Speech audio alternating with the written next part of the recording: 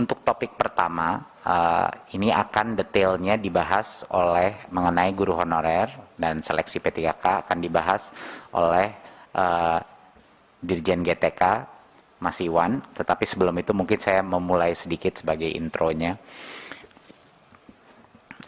Saya rasa masyarakat juga harus mengetahui bahwa kita punya undang-undang ASN yang mengunci dua hal dalam rekrutmen P3K ini.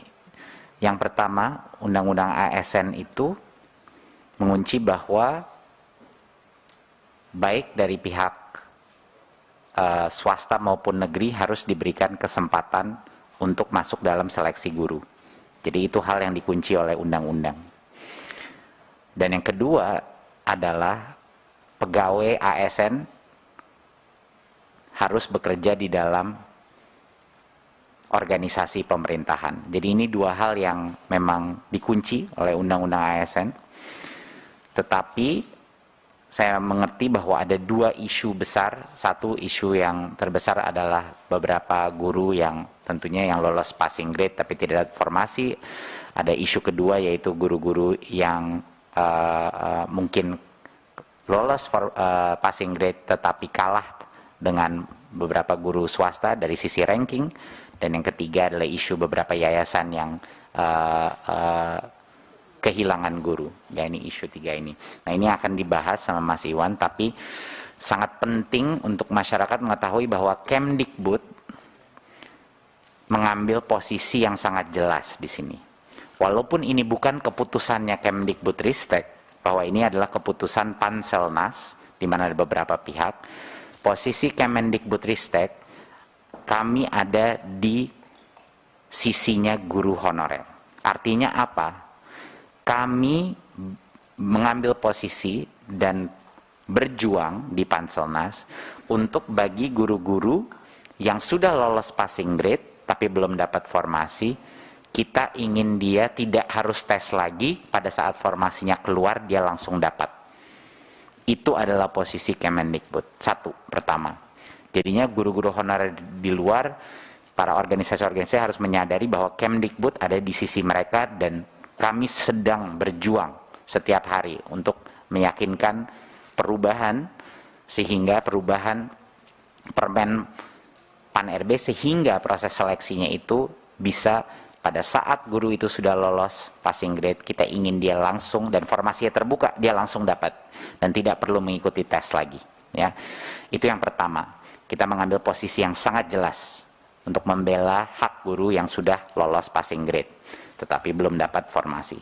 Kedua, kami mengambil posisi yang sangat jelas juga. Kami sedang memperjuangkan bahwa seluruh proses rekrutmen ini kami ingin pastikan memaksimalkan afirmasi dalam bentuk apa? Afirmasi dalam bentuk kesempatan terbesar dan prioritas bagi guru di sekolah induknya.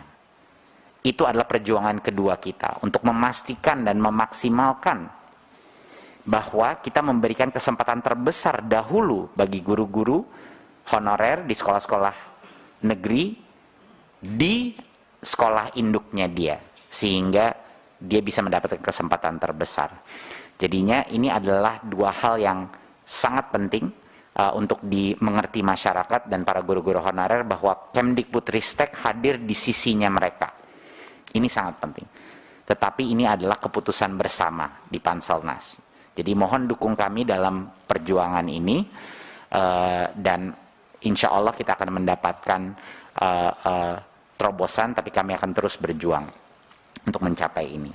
Ya, jadinya sekali lagi saya mengulang, Undang-Undang ASN mengunci bahwa partisipasi dari guru swasta itu diwajibkan oleh undang-undang. Mereka harus diberikan hak karena mereka juga guru yang diberikan hak untuk bekerja. Sama seperti kalau kita membuka rekrutmen untuk masuk kementerian, harus bisa diakses dari pihak swasta juga, gitu. Itu adalah undang-undang ASN. Dan yang kedua yang dikunci adalah ASN harus bekerja di dalam organisasi pemerintahan, tidak bisa bekerja dalam organisasi swasta. Itu dua hal yang dikunci.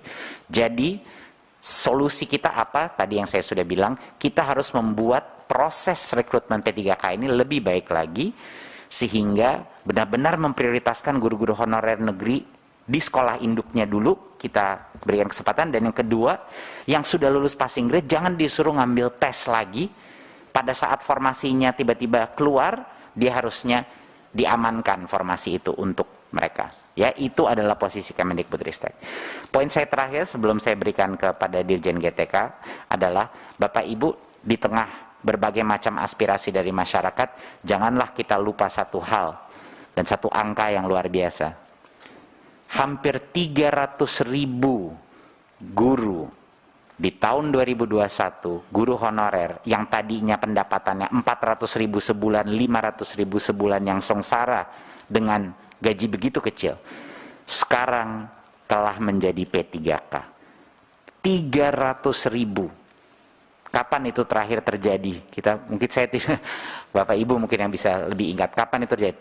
300.000 guru sekarang kesejahteraannya terjamin, yang tadinya tidak. Jadi itu menurut saya suatu hal yang patut juga dirayakan, walaupun proses seleksi ini masih tidak sempurna, dan kita terus akan perjuangkan hak-hak guru induk, guru honorer, tetapi angka 300.000 ini tidak kecil, dan ini akan merubah kehidupan dan kesejahteraan mereka selama-lamanya.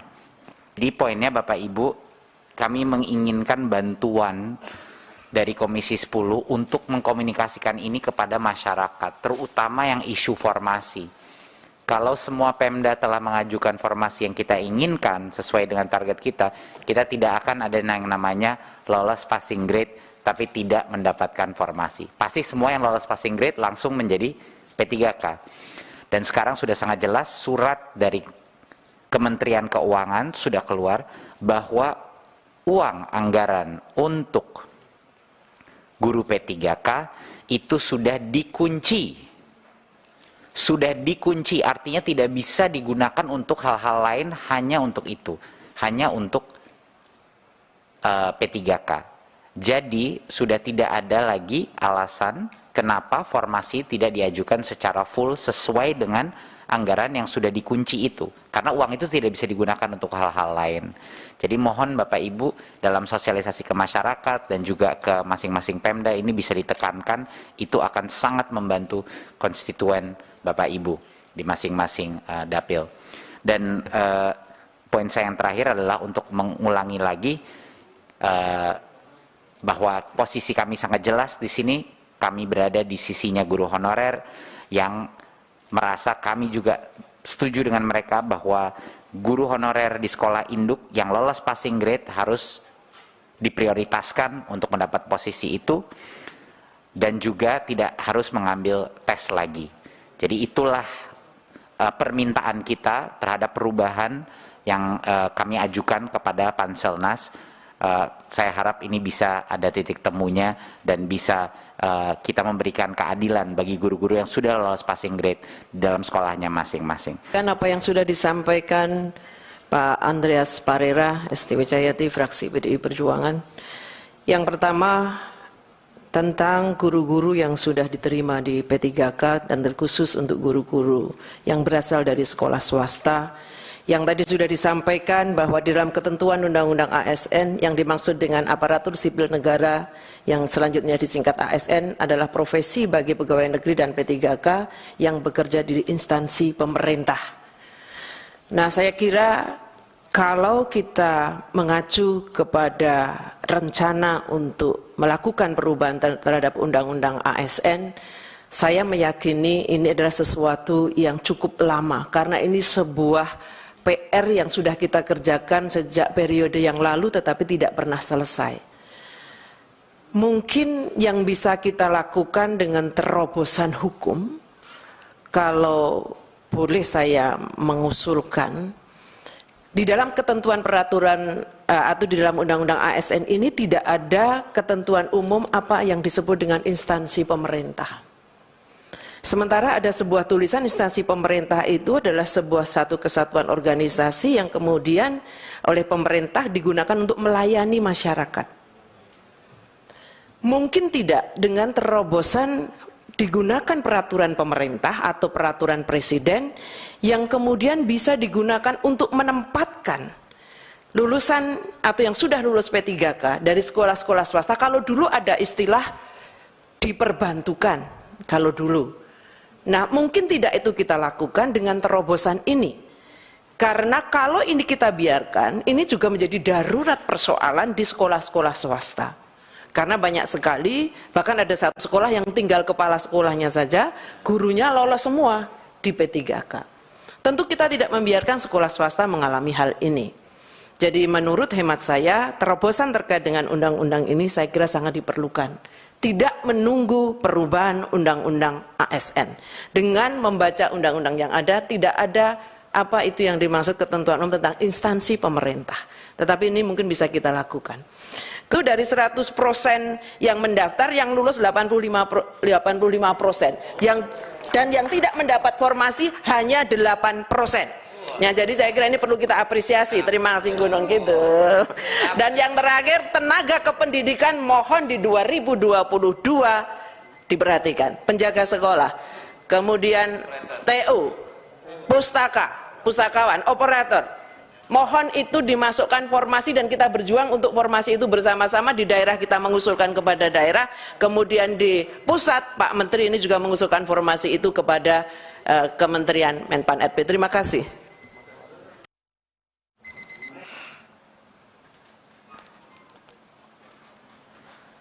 Saya ingin bacakan dulu, baru nanti kalau nanti ada masukan baru kita bahas bersama.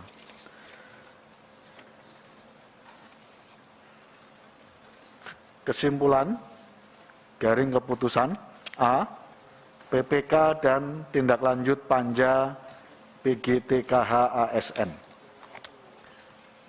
1. Komisi 10 DPR RI mendesak Kemendikbud RI untuk melakukan evaluasi secara menyeluruh terkait seleksi guru ASN P3K tahun 2021 dengan mempertimbangkan permasalahan yang timbul pada tahap 1 dan tahap 2 serta memasukkan dari para pemangku kepentingan pendidikan sehingga memastikan permasalahan seleksi P3K tahun 2021 tidak terjadi lagi pada tahun 2022.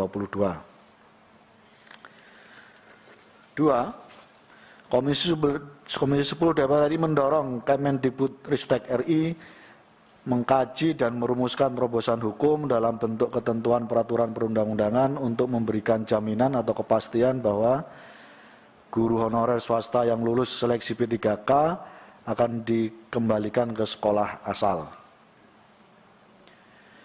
3. Komisi 10 DPR RI dan Kemendikbud RI sepakat bahwa guru yang telah lulus passing grade akan mendapatkan formasi dan tanpa ujian kembali. Oleh karena itu, Komisi 10 DPR RI mendukung Kemendikbudristek RI untuk berkoordinasi dengan Kemenpan RB agar terbit Permenpan RB baru yang akan mengatur mengenai hal tersebut. 4. Komisi 10 DPR RI mendesak Kemendikbudristek RI untuk melakukan sosialisasi secara masif dan memastikan bahwa anggaran gaji dan tunjangan guru honorer yang lulus seleksi P3K sepenuhnya bersumber dari APBN melalui skema dana alokasi umum. Demikian Bapak Ibu sekalian, kami persilahkan Mas Menteri dan seluruh pejabat Kemendikbud mungkin ada tambahan koreksi. Mohon izin yang B1 Pak, yang terkait dengan penyerapan tadi menggunakan data terbaru. Jadi B1 jadi 95,38%. Dengan anggaran 84.602 84.602 miliar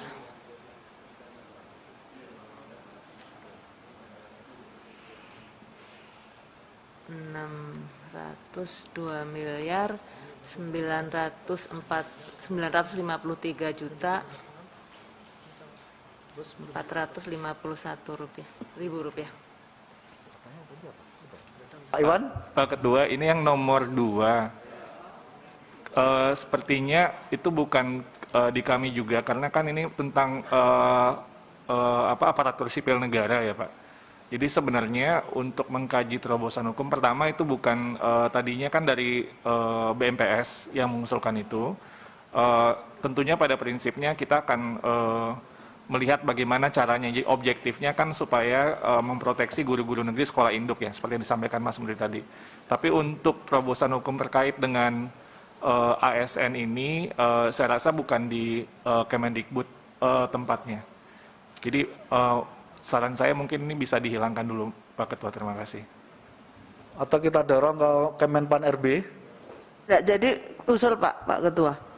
Kalau dihapus tidak, tetapi mungkin Pemerintah. bahasanya yang kemudian dari Kemendikbudristek yang memang harus ikut mendorong. Balik Mas, terbalik Mas. Meminta Kemdikbudristek sebagai anggota Panselnas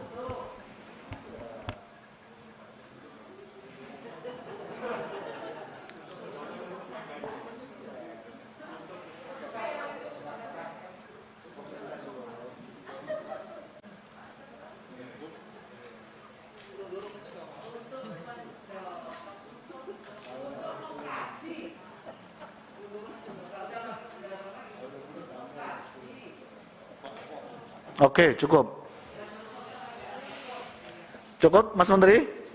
Oke, Bapak Ibu ada yang lain? Cukup? Oke, Bapak Ibu sekalian, kita ketok palu ya. Sepakat? Ya, jawaban tanggal berapa ini? Biasanya berapa bulan? Berapa hari? 2 minggu ya, langsung diisi aja, Kang Nurdin.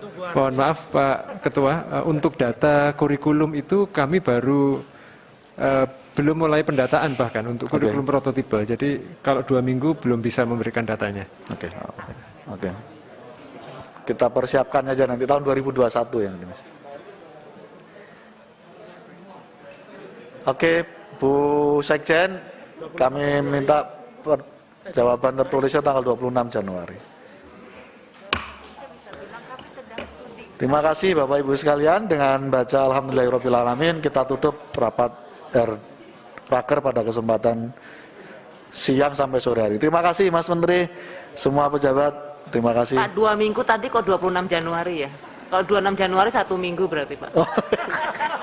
Tambah Mas, Pak, tambah. Iya. Ya pimpinan, itu tadi judulnya juga masih bekas yang pariwisata ekonomi kreatif tadi judul di atasnya. Oh ya? Oke, siap. Pak Ketua, Kita tutup. ketok.